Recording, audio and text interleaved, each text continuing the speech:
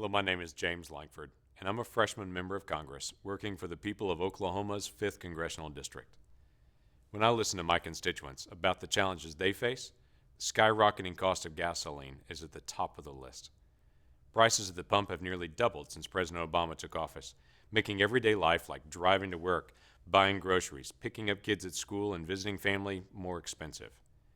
Even worse, the rising price of fuel is costing jobs and hurting our economy.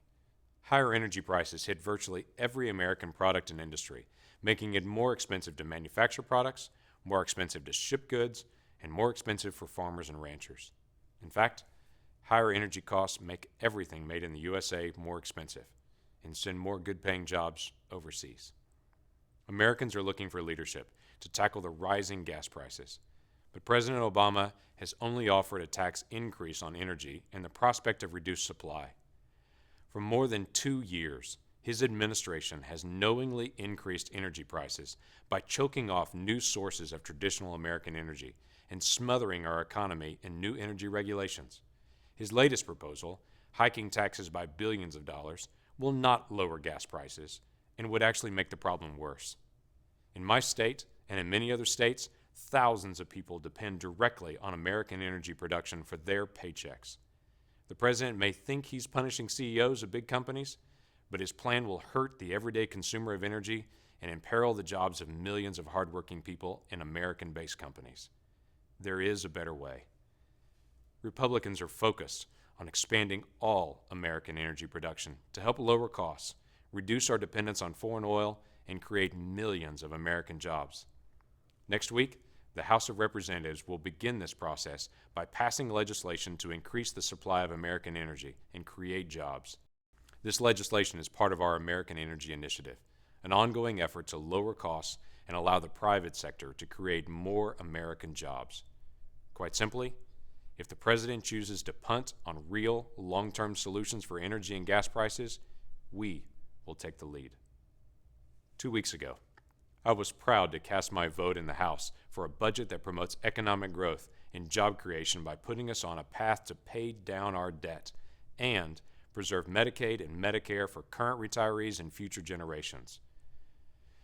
Our national debt is worse than most people realize.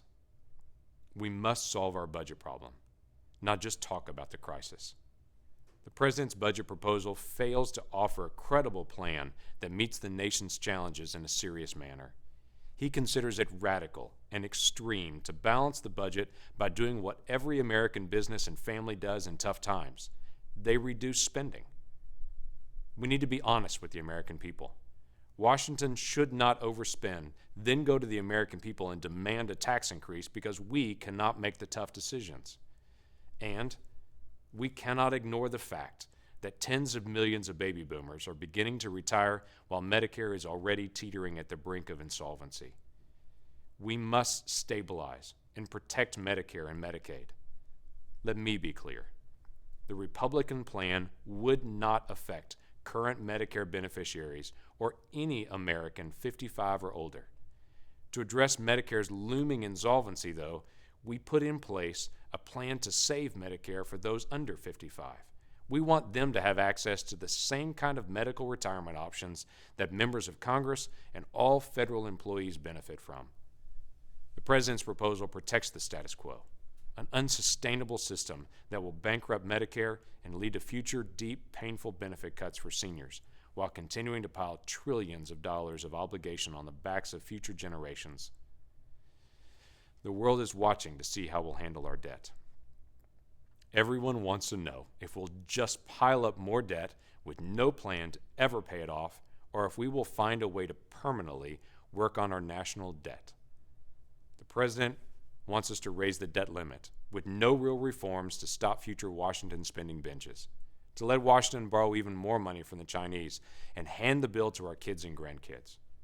This would be a stark moment in American history when a president would intentionally declare times are tough. I think I will make life tougher on my kids and grandkids' generation to make life easier on me and my generation. We have responded differently. The American people will not tolerate an increase in the debt limit unless It comes with meaningful steps to cut Washington spending and start working us out of debt. No more blank checks and huge bills on our children so someone in Washington can retain power.